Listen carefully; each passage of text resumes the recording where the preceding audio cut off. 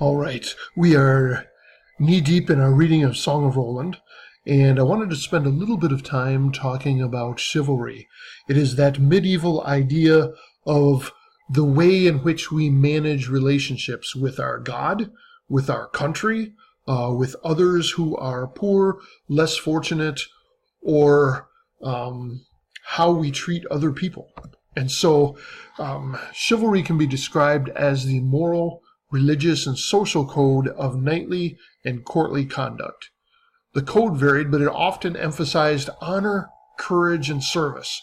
Chivalry in the Middle Ages may also refer to an idealized life and a knight's honor, a knight's manners while living among his court. So we'll see chivalry on display in a number of the books that we will read this year and in future years. Chivalry was on display in an incipient form in Beowulf. We see it in a more mature fashion in the Song of Roland. We'll see it in Sir Gawain and the Green Knight. And then we'll see a parody of it when we get to Don Quixote. Because Cervantes is wanting to take some of these stories of these songs of deeds that have come out and show a little bit of their waywardness. So his book is really a parody on some of the ideas that have come across in knighthood and chivalry. So we'll check that out probably in a couple years. Chivalry had three aspects. The first one is warrior chivalry.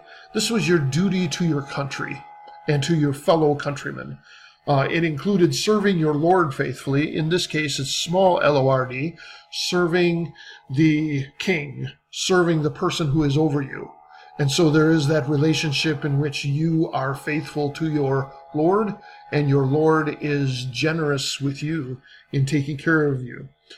Also, duties to your countrymen included aiding orphans and widows, refraining from malicious offenses, refusing and abhorring monetary rewards and bribes, living for glory, guarding the honor of your fellow knights, never retaliating upon a foe, but never refusing a challenge from an equal, always speaking the truth, and completing any task that has been started.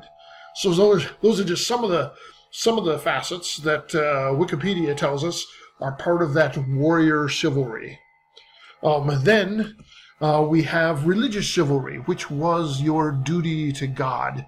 These are Christian knights. And so their responsibility, if they're going to be a good knight, is also being faithful to God, faithful to the church, always siding with the good against the evil, and putting the worship of God above all things, even that feudal lord to whom you owed respect and honor. So if the feudal lord goes astray, your choice is first to obey God and then to obey your feudal lord. So those are two of the areas in which chivalry impacts. The place we usually think, besides the national chivalry, the duties to country, the duties to God, is what is called courtly love chivalry. And this is your duties to women. It included a general graciousness and gentleness to all women.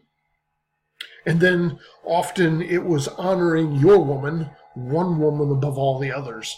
And so that was the three areas of chivalry. But here's the question for our day. Should chivalry continue to guide relationships in the modern world? And I put up two articles that you can check out.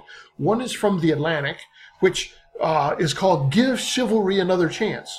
And it actually talks about a psychologist who finds that when chivalry in its relationship with others is used, it makes both genders, both sexes happier than they were before. So that's an interesting article on Give Chivalry Another Chance. And then, of course, the Weekly Standard comes up and it writes, there's an article called Against Chivalry. And it talks about some of the things that it sees are problems with chivalry. And so I'm going to ask you, which do you think is the proper way to view chivalry? What are its benefits and what is the detriment? And then The Weekly Standard makes this statement: chivalry was an attempt to give a religious dimension to all aspects of life, to saturate the world with Christianity. So my question is chivalry Christian? And is there a reason that would be, if it is Christian, that would be bad for your society? All right, so we'll have much to talk about chivalry, but I wanted to give you this quick introduction so that you might better understand what's going on in the Song of Roland. When people make the kinds of decisions they make, it sort of displays that concern. All right, thanks for listening.